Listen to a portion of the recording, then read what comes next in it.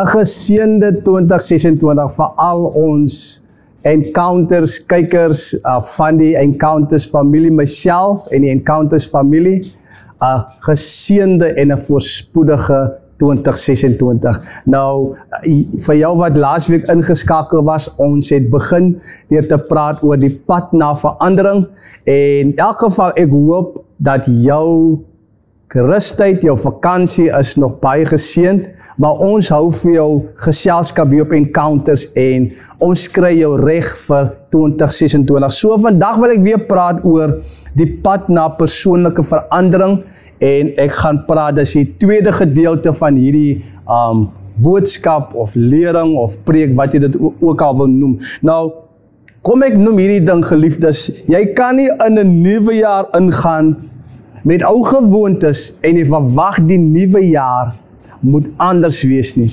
Dit eintlik verwag jy dan nou verandering sonder vernuwing. Ek kan onthou, ek het laasweek gepraat oor die voorvereiste vir verandering is vernuwing. You can never arise to the place of destiny without renewal or transformation. En ek wil saam met u blaai en lees uit die boek Joshua, hoofstuk 1, en dan gaan ek vir u net wys hoe belangrik hierdie boodskap is van vernuwing en verandering, en ons gaan nou 'n bietjie uit 'n ander hoek uit gaan ons hom met u deel. So, en ek lees gou vanaf vers 1, Joshua hoofstuk 1 vers 1, en na die dood van Moses, die knegt van die Here, het die Here met Joshua die seun van Nun, die dienaar van Moses, gespreek en gesê, my knegt Moses is dood, maak jou dan klaar, trek deur hierdie Jordaan, jy en hierdie hele volk, na die land wat ek aan hulle, die kinders van Israel sal gee. Kom ons stop vir 'n oomblik daar. Hier sien ons weer, dat ons weet, Moses het die volk uit Egipte gelei, maar Moses het nie die volk in die beloofde land ingevat nie. En die Here rig 'n man op, met die naam van Joshua, die opvolger van Moses, om die volk nou in te vat. Basis dieselfde, hulle is net op die grens of voor die beloofde land. En hier praat die Here met Joshua. Kom ons lees verder, vers 3. Elke plek waar jy voetsool op sal trap, dit gee ek aan julle, soos ek met Moses gespreek het.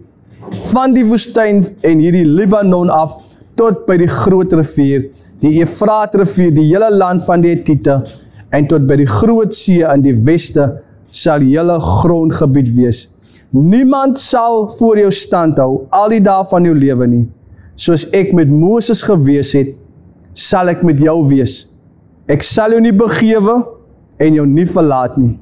Wees sterk en volmoed, want jy sal hierdie volk die land laat erwe, wat ek hulle vaders met 'n eed beloof het om aan hulle te gee. Wees net baie sterk en volmoed om nougeset te handel volgens die hele wet wat Moses my knegt jou beveel het. Wyk daarvan nie regs of links af nie, sodat jy met goeie gevolg kan handel oral waar jy mag gaan.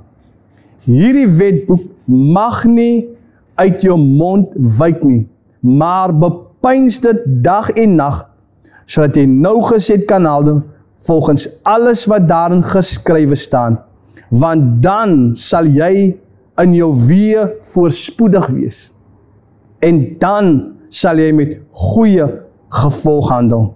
Vers 8 wil ek op fokus.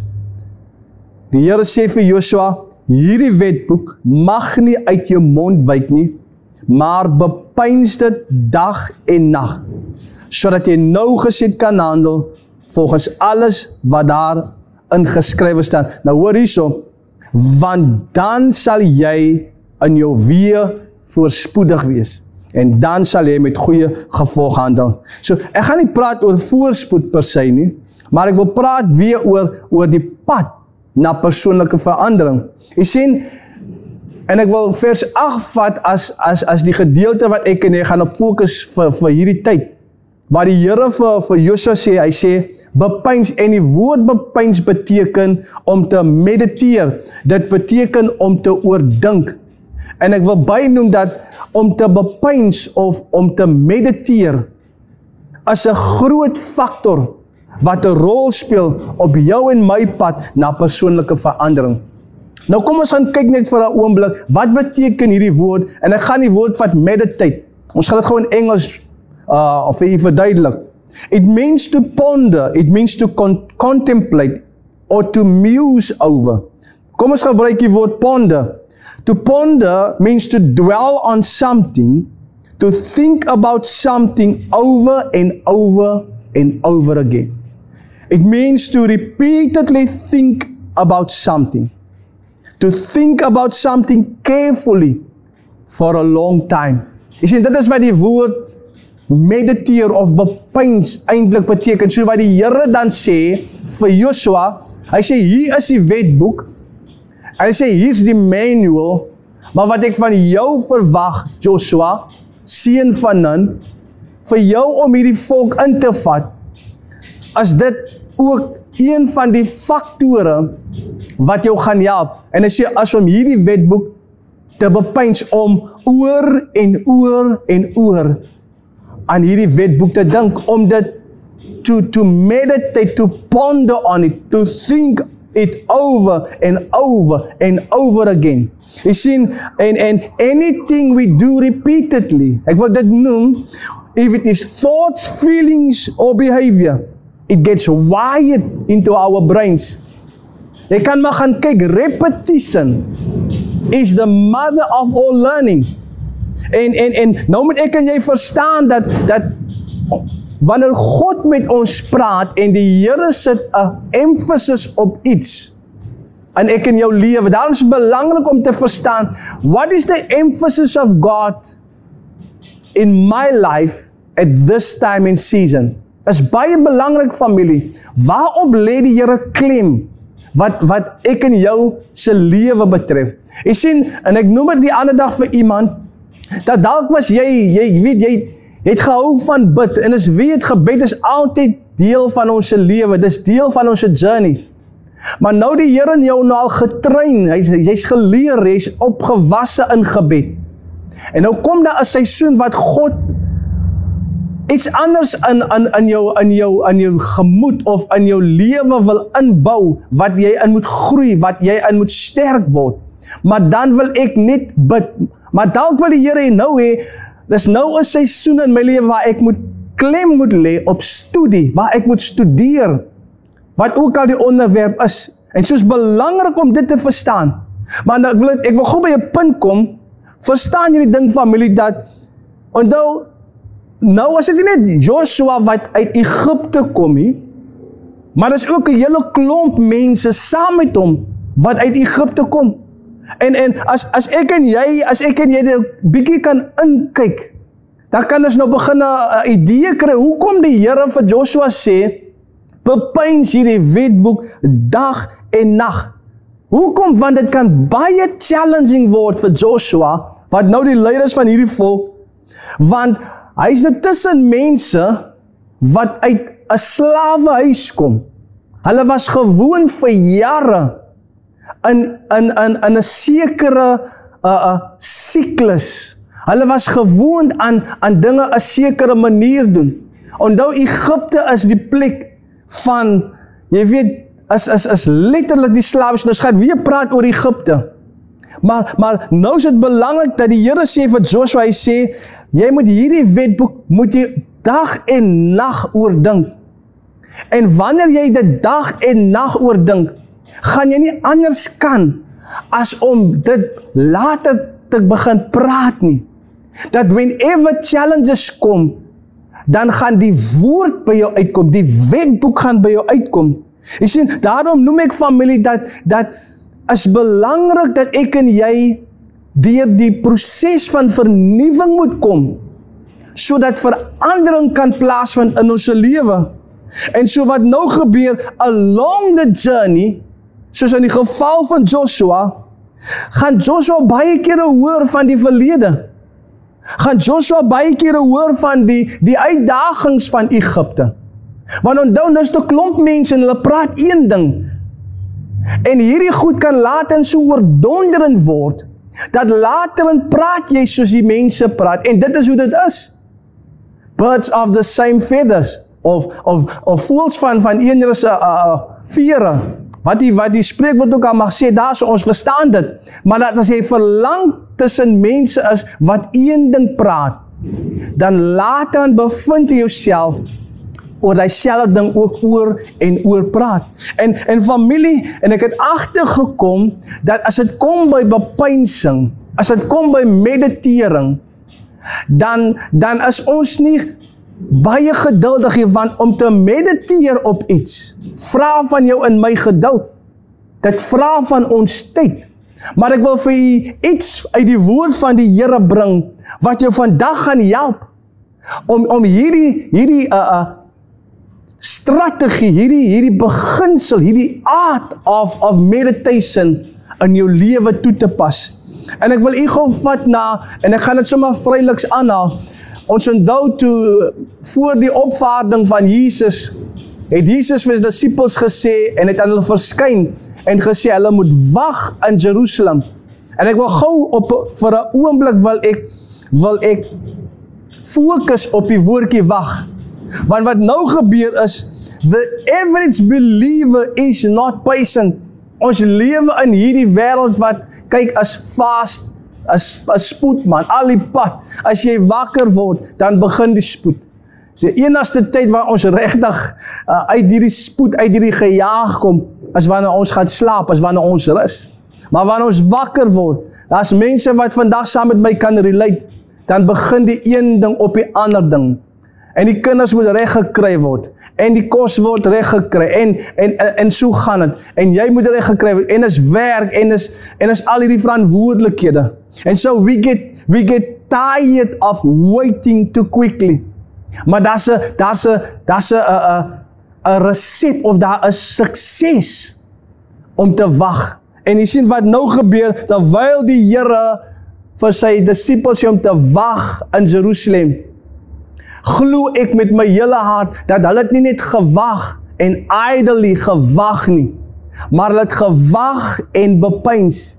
You see, the problem is many of us don't want to wait, because we find it difficult to wait, because we don't know how to wait. En so, terwyl hulle gewag het, het hulle gebepeins. Terwyl hulle gewag het op die belofte wat die Heilige Gees was, het hulle gemediteer. Jy sien, en het is baie maklik dat wanneer 'n mens nie oor en oor mediteer op iets wat nuut is nie, dat jy maklik in die ou weë, in die ou patroon kan val. Vir Joshua was dit belangrik dat die Here sê, Joshua, jy moet hierdie wetboek dag en nag bepeins, want God verstaan die mens.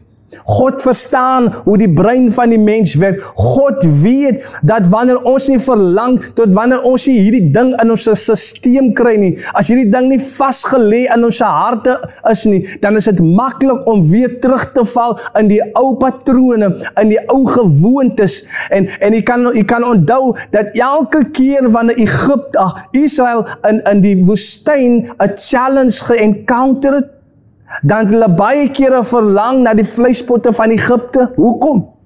Want die wetboek was nie vasgelê in hulle harte nie, of in hulle denke nie. So dit was maklik gewees, wanneer die uitdagings kom, dan verlang hulle terug na Egipte.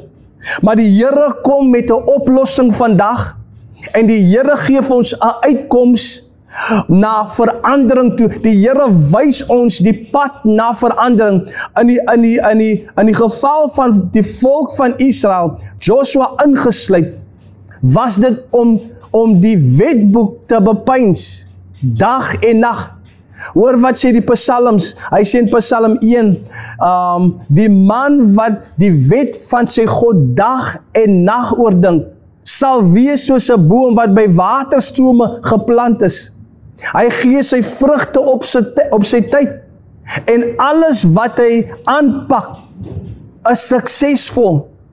Met ander woorde, hierdie man het sekere beginsels vasgelê in sy hart. Dit is so vasgelê, dit is soos om in die oggende op te staan en tande te borsel. Dis iets wat, jy vergeet dit gebeur outomaties. En dit is wat die Here bedoel. Dit is wat God wil hê, dat sy woord moet so vasgelees in ons harte, die beginsels van God se woord.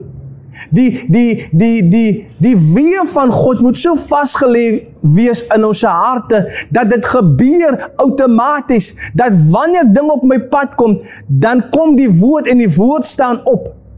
Dieselfde met Jesus in die woestyn, toe die versoeker kom en hom versoek, toe sê daar staan geskrywe. Hoekom? Want die wetboek of die woord van God was vasgelê in sy hart. Hy het dit dag en nag bepeins. Hy het dit oordink van 'n ouderdom van 12 jaar oud. Kan jy jou indink? Can you imagine? En jy sien, maar van ons word moeg. As ons 'n bietjie moet mediteer, 'n bietjie moet bepeins, 'n bietjie moet stil word om net te bedink die dinge van die Here, die woord van God, die weë van die Here. Maar dis waar die krag lê. Ek wil dit noem, the upper room is die plek van renewal en transformation. Dis daar wat vernuwing gekom het, en is daar wat toerusting gekom het vir die disippels. En dieselfde is dit vir ek en u vandag. Die boevertrek. En ons kyk na die boevertrek nie net as 'n spesifieke plek in die natuur nie, maar ons kyk dit as 'n plek in die gees, 'n plek waar ons wag, 'n plek waar ons stil word, 'n plek waar ons mediteer en bepeins, en is waar die vernuwing plaasvind. Dis daar wat die dinge gebeur. En dit is my gebed vandag, dat familie, dat die Here ons sal help, maar dis iets wat ek en u moet doelbewus doen, om tyd te maak, om te bedink, die woord van God, die dinge van die Here. Jy sien, wanneer die nuwe jaar, ons is nou in hierdie nuwe jaar, en hierdie nuwe jaar kan baie vinnig vir ons begin, familie. Hierdie nuwe jaar kan vir ons, jy weet, vir sommige van ons kan hollers te boller gaan. Het kan vir ons haywire word, want daar's baie dinge wat geattend moet word. Dis skool, en dit is, jy weet, dis werk, en dis al die klomp goed. Maar die Here roep ons by 'n plek van meditering, om stil te word en te wag, maar nie net om te wag en niks te doen nie, om te mediteer, om te wag en te sit met God se woord, om te wag en al is dit met 'n boek, al is dit met studie.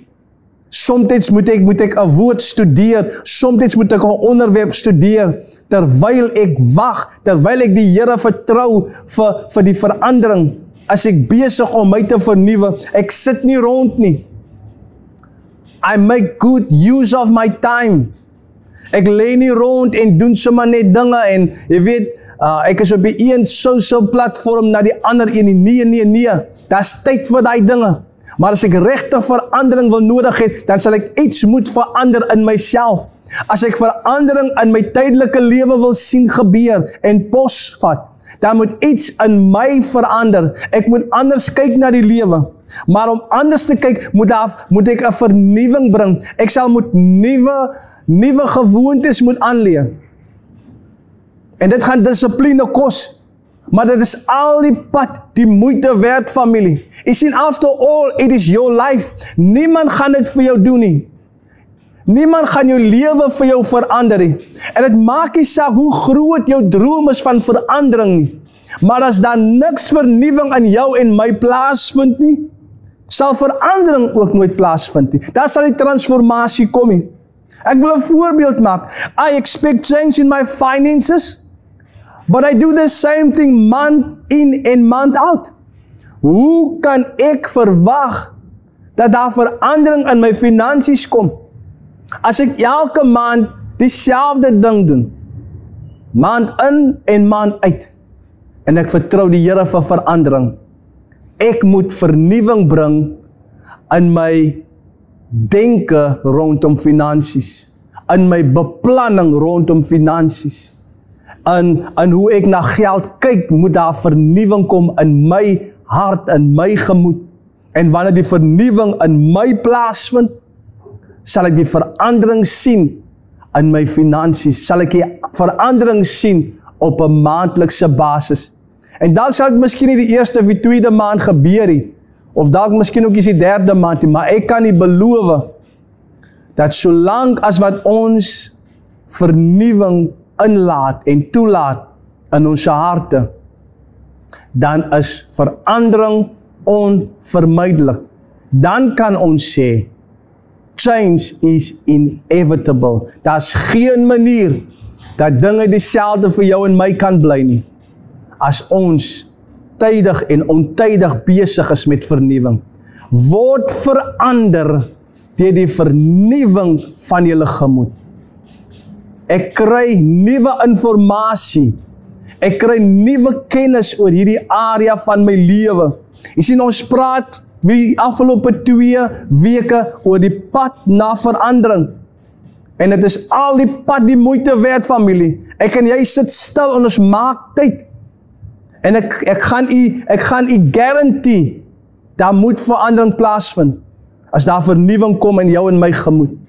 En ek wil saam met jou in hierdie jaar 2026, wil ek saam met jou die pad stap. En ek wil saam met jou die victory celebrate, die klein suksesse wat jy behaal, van week na week, van maand na maand. Ek wil hier vra, dat is 'n nommer op die skerm, stuur vir ons iets deur en sê, man, ek het oorwinning gekry in hierdie area, ek het deurbraak gekry in hierdie area, ek het weer lig gesien in hierdie area, ons wil graag saam met u bly wees. En ja, die nommer is daar ook vir as jy 'n gebedsversoek het, maar dit is so lekker, wanneer ons saam met jou kan bly wees en ons prys die Here. Ons vra net God vir dinge nie en ons vertrou net die Here vir sekere dinge nie, maar ons ook bly vir die Here, vir die dinge wat hy in jou lewe kom doen het. Familie, ek glo en ek vertrou dat jy was vandag geseënd. Dis nuwe jaar, dis 2026 en ek wil hier vra, kom ons maak ons gereed vir 'n jaar van verandering, goeie verandering, te midde van die challenges. Kom ons maak seker dat daar goeie verandering in ons lewe kom. Tot volgende keer, bly geseënd. Amen.